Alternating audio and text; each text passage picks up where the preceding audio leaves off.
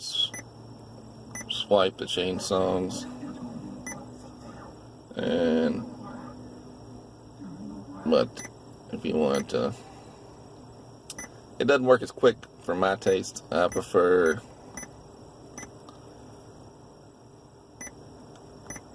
Google Play, so you can just quickly, and launches quicker. On the old Joy, Google Play was almost unusable because it was slow, but on this one it works pretty good, pretty quick. You can go through, and if you turn something off, it goes right back to that song. That's the song I was playing last night, and it shows right up to the song I was just on. Well,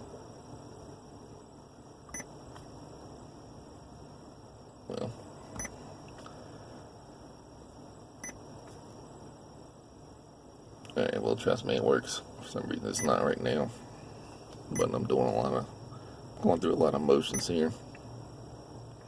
Let's try to close that and relaunch it and see what happens.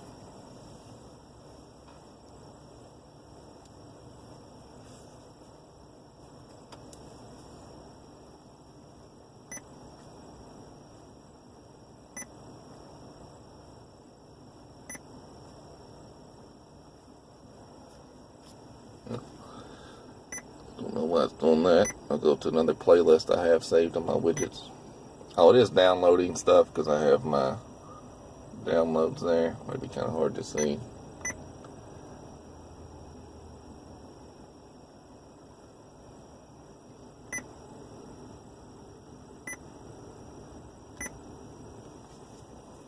Well, I don't know what Google's doing. It's not working at the moment, but just trust me, this is the first time I've had this issue. It seems to work every time, no problem for me. There's this Easy Connect app.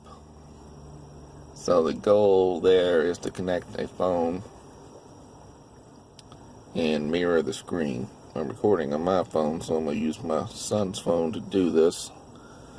So let's connect. I don't know what mode. I guess it's mobile.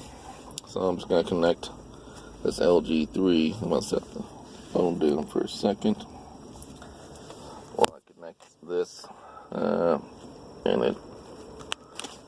So then I connected it, and it changes. It gives me more directions to turn on USB debugging. It's on this phone.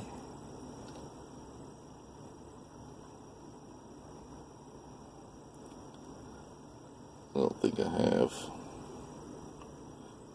USB debugging turned on yet. So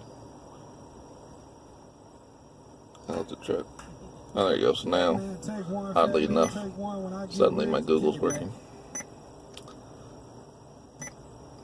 I don't know why it took so long. Never does that.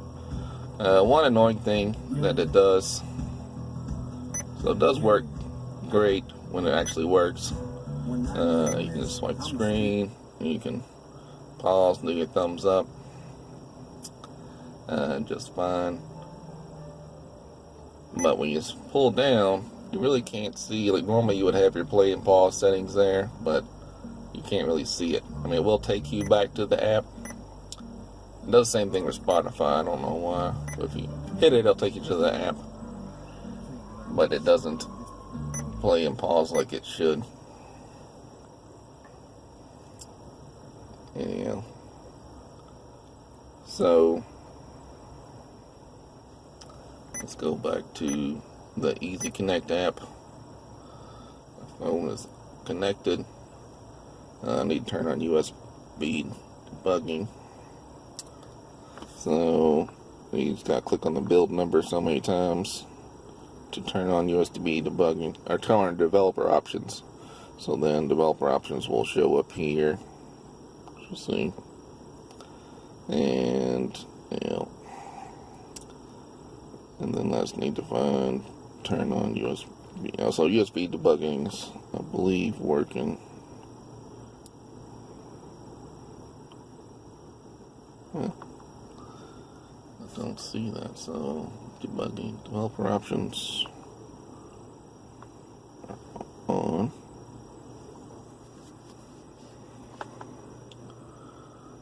Well, for some reason it's not giving me the option. Yeah, there we go. I had to unplug the device first and allow it. So now I'll plug it back in. We'll see if we can mirror our screen. Alright, so USB is connected. We'll try retrying.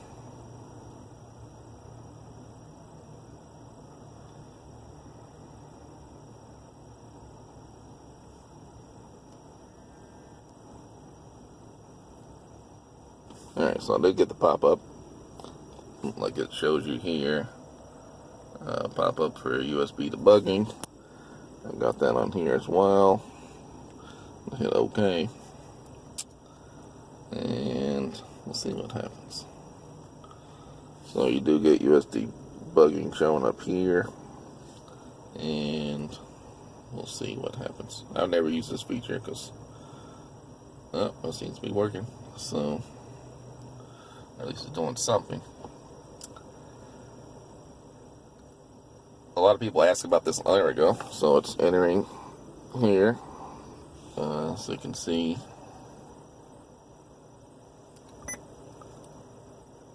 Oh, that works. Well, let's go back from there. Alright.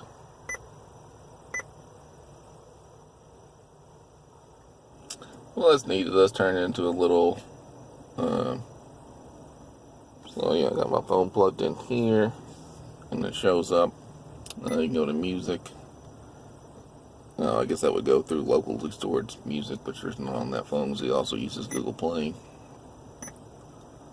So that is kind of neat, I guess. You can do the navigation, which is using the phone's GPS, I guess. Oh,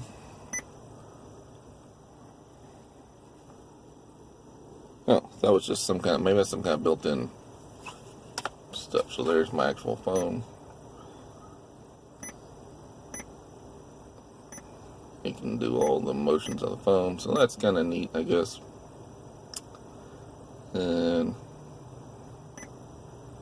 But again, I would never see me using it. So the phone's sideways now, and it still doesn't do that. You know, why would you want that small interface? That drive thing must have been a built-in LG item or something. So it does work. I have no use for it. I'm going to unplug it.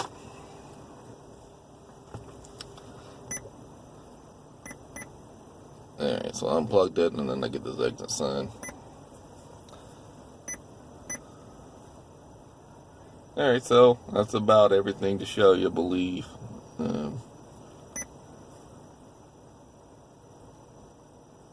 I will try to do this. If you want an Android Auto, it's now available on phones. I haven't tried this. We'll see if it works. If you just do Android Auto here, it's only on the actual head unit itself. So if you wanted to replicate the Android Auto service, they were rolling this out. It just happened where you can use Android Auto by itself on a phone without having to have a car head unit. Again, for me, it's useless. The whole point of getting an Android head unit is to be able to have all these cool options here. You know, if I want to play, I want my full screen Google Music, full screen Google Apps. I want to be able to change songs quickly. To me, that's cool. Oh, you can also do, YouTube works. If you wanted to watch a video while you're driving, I guess you shouldn't, certainly. Or if you want to park and watch a video, let's see. And so I have some offline videos because I have the YouTube Red. So see, it works fine.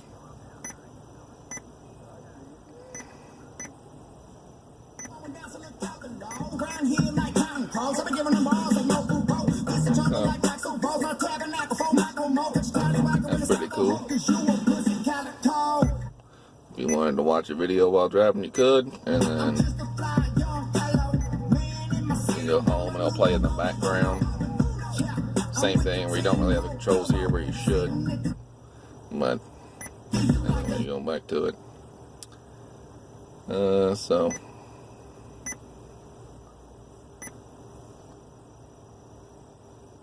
I was installing Android Auto. Let's see if it's installed yet. There it is. Again, first time I've installed it. Don't know how this is going to work. It may not work at all. There it gets started. Accept. Continue. Accept.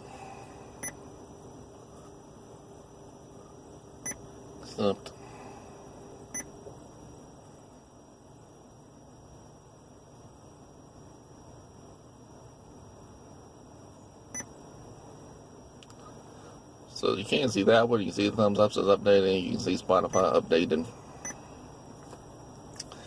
So sometimes this works. Google's stalling out music. That's standard. I'm updating versions of Google. I guess that works. It's still pretty fluid while it's doing all that. You can change items and jump around, and it works.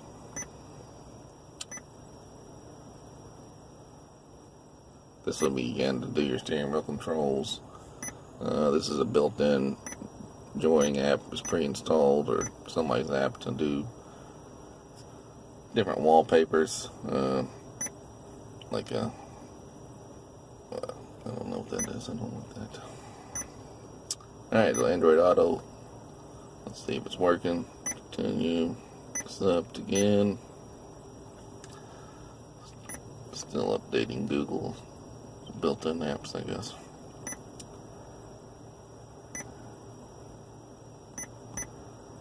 We get pretty fluid. Quite impressed with it. On the old ones, it would take like 30 seconds to boot up every time, or you'd have a 2-minute, or you could set it for 2 hours, and in that 2 hours, it would boot up quickly. This one, they've adjusted it somehow where it automatically works, and it just kind of stays running at all times unless you reboot it. So, or not stays running, but boots quickly every time. So that's much better. You get in your car, you start the Jeep up, and it's suddenly just immediately working. And then it has a regular TV there. I think if you put an antenna in here, it will work. They sell one on Joying. I have no need for that. It's got your built-in widgets, just like standard Google stuff here. I'm pretty happy with the unit overall.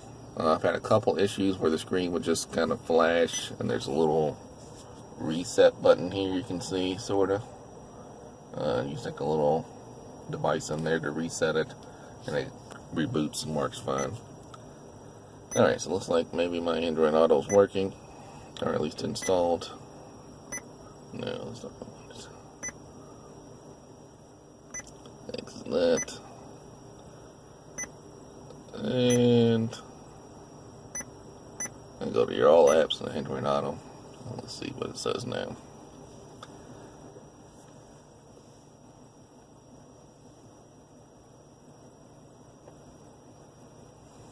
Alright, so that seems to be working.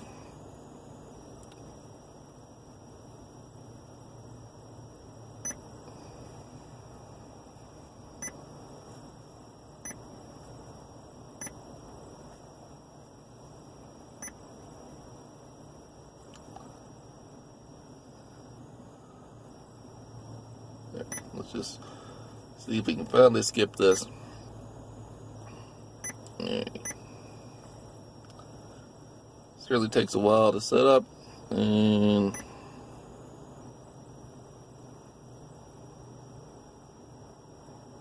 there we go. So it looks like Android Auto is working. If I go to phone here, I don't know if that works or not. Let's see. Oh yeah, so there's your Google Maps.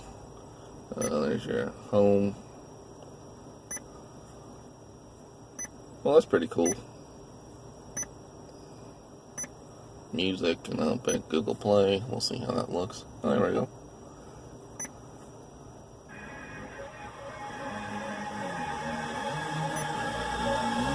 Oh, there's my thumbs up.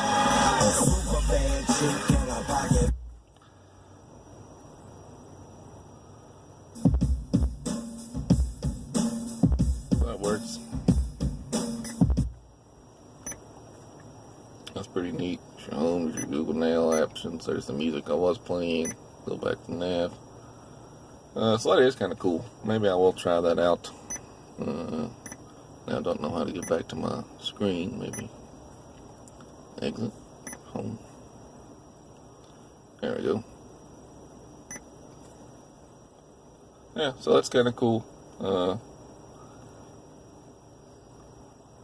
Alright, well, I'll probably post another video later or something else, but that's a quick overview, or not so quick, I guess, we're at 20 minutes now. Overall, I like the radio a lot. It sounds perfect. Audio is very well. Solid. There's no issues, no cracking, popping. It sounds smooth. The volume sounds actually better than the factory head unit that I had in there. The only complaint would be, it doesn't look like a factory install. Obviously, it looks like a tablet slapped on the dash. It's a deal breaker for a lot of people, but for me, it's okay. I mean, I can still get to my controls just fine. And I really like the giant screen. 8-inch screen compared to the old screen with 6.2 inches. This looks a lot better. Navigation works way better, or looks way better. So, if you're interested in Android, I would highly recommend it. It's just a standard double DIN. It should fit in just about anything as long as you have space for the actual, unit to fit. It does stick out a little bit, like I said, I can stick my finger in there. So it does.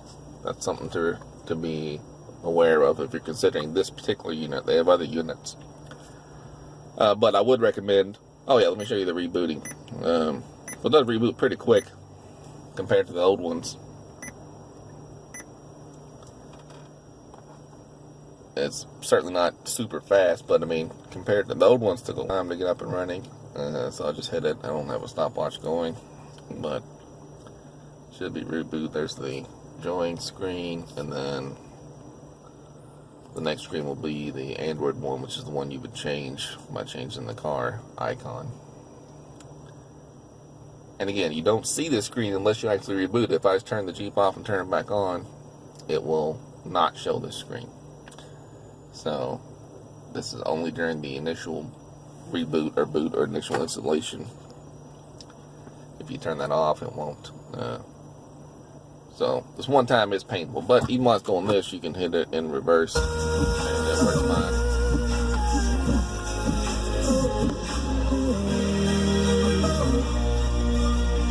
See the jump right in the radio. 98.9 Radio Net. And went right to volume 10. I turned it down, so it was on 12, if you remember, in those settings there. So that works. Then it still goes right into reverse. And then if I turn the Jeep off, it goes right off. But as soon as I turn it back on, it goes right back on. No hesitation, which is good. The old ones, you would have to set a special setting to make that work. So overall, I give it a thumbs up, big fan, and I'll respond to any comments or post an updated video other times.